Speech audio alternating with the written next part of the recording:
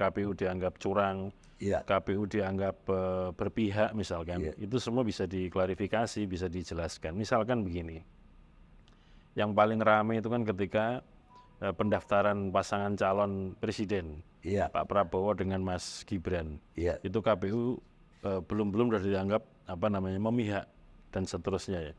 Padahal sebetulnya kami ini kan semata-mata hanya menjalankan putusan Mahkamah Konstitusi ya. Sekarang ini kan komplain-komplain soal perolehan suara yang ditayangkan di dalam Sirekap atau dipublikasikan dalam Sirekap, sistem informasi rekapitulasi hasil penghitungan suara yang disiapkan oleh KPU. Di dalam Sirekap ini tujuan utama kami adalah yang pertama publikasi hasil penghitungan suara di TPS. Yang dipublikasikan itu adalah foto, hasil unggah foto yang dibuat oleh teman-teman KPPS. Dan yang difoto itu adalah formulir C hasil yang ukurannya plano. Dan ini adalah formulir pertama untuk mengadministrasikan hasil pemilu. Kalau boleh dikatakan inilah originalitas suara pemilih diadministrasikan pertama kali. Itu dihebohkan juga tiba-tiba rekap ini di stop. Betul, rekapitulasi di tingkat kecamatan sementara kita tunda sejenak tanggal 18 dan 19 dan tanggal 20 Februari mulai dilaksanakan lagi. Itu kira-kira begini, karena di rekap di kecamatan itu hasil unggahan itu kan ditayangkan.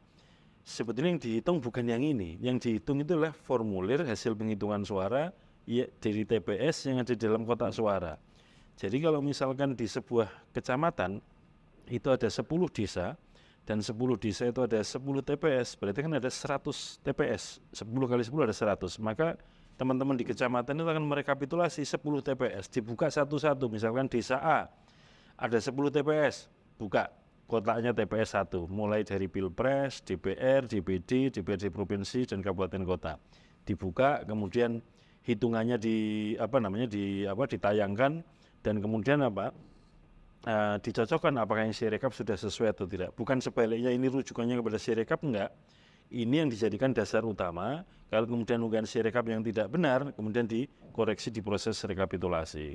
Nah kalau hitungan atau unggah hasil hitung yang di Sirekap belum tepat dan kemudian ditayangkan di dalam rekapitulasi tingkat kecamatan kan jadi problem. Nah waktu itu dalam 2 hari memang kemudian sasaran kepada KPU itu kan jangan-jangan KPU manipulasi suara dulu nih baru ditayangkan. Dan juga kalau diinapkan 2 hari itu bisa dimanipulasi. Ya itu dimanipulasi. Jadi tuduhan-tuduhan itu saya kira berlebihan dan tidak benar Bang, karena unggahan foto formulir C hasil itu tayang terus. Dan itu bisa sekali lagi bisa disaksikan siapapun, bisa di-download siapapun, dan kemudian bisa dihitung sendiri.